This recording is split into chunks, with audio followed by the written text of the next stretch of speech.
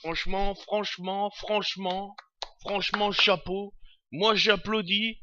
Moi, j'applaudis, les gars. Pourquoi? Parce que c'est rare qu'un putain de film où il y a un super-héros qui n'est pas immortel. Alors, oui, Wolverine, c'était super craqué à l'époque. C'était super craqué quand il avait son lithium là, son truc et tout, il s'est régénéré infini. Mais le beau temps est passé, la page est tournée. Tu vois ce que je veux dire ou pas? C'est bon, alors moi je me suis mis à jour. Hein, j'avais pas vu le combat de l'immortel là, je l'avais pas vu. Je me suis dit putain avant d'aller voir Logan, il faudrait peut-être que je m'y mette parce que les X-Men ça a jamais été ma tasse de café. Hein, tu vois ce que je veux dire? Mais celui-là et l'immortel, le combat de l'immortel, j'avais kiffé, franchement, j'avais kiffé. Mais Logan, il est encore plus haut dans la stratosphère. En fait, Logan, c'est quoi? C'est une personne, il est blessé de ouf, intérieurement, extérieurement, c'est-à-dire qu'il n'a plus ce pouvoir de régénération. Il est vieux, il est affaibli, tu vois, il passe la relève. X23, c'est la relève, c'est celle donc. Alors bon, moi c'est un petit peu relou, hein, il y a une fille qui doit s'occuper. Donc Logan est la babysitter d'une petite X23 qui s'avère peut-être être sa fille, parce que peut-être qu'avec les gènes de Logan, ils ont pris du coup pour les transmettre sur X23. Donc en gros, c'est un peu relou qui joue la babysitter avec une gamine, mais au final, ça vaut le coup. Pourquoi? Pour l'action, pour le réalisme, pour le gore.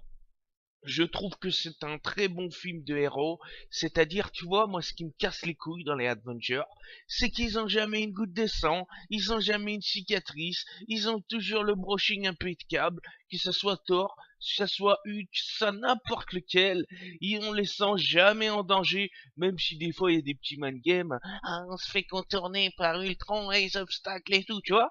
Le gars, il n'y a pas de ça, c'est 100% ghetto, mon gars. Le film est validé à 100%. Il y a du réalisme. Voilà, une fin. Tu vois, je veux pas spoil, mais avec Logan, faut pas s'attendre à une happy end parce que c'est loin d'être le cas. On sait que plus les films avancent, plus ils souffrent psychologiquement, intérieurement, etc. Je trouve qu'ils ont très bien retransmis ça dans le film. On retrouve Charles, le professeur, celui qui était un peu son mentor, tu vois. Lui aussi, c'est pareil, il est encore plus qu'affaibli, il doit prendre des médocs toutes les 2 heures et tout. Logan, c'est peut-être encore pire parce que de passer d'un être immortel à un être comme ça affaibli, mon gars, ça fait mal au cœur, tu vois. Tout le film, tu le vois qu'il est comme ça. Tout le film, tu le sais qu'il peut pas remonter la pente. Tout le film, il essaye tant bien que mal de faire quelque chose. Oh là là, mon gars, mais le film est lourd. Franchement, moi j'ai kiffé. C'est ça qu'on veut voir comme film de super-héros. C'est pas les Avengers. Oubliez toutes ces merdes.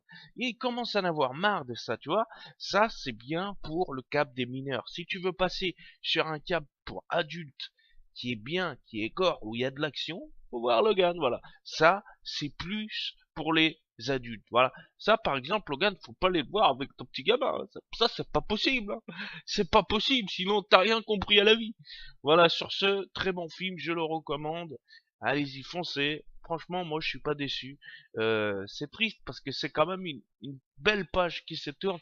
Mais comme dit, chaque chose a une fin et voilà. C'est la boucle est bouclée pour Wolverine.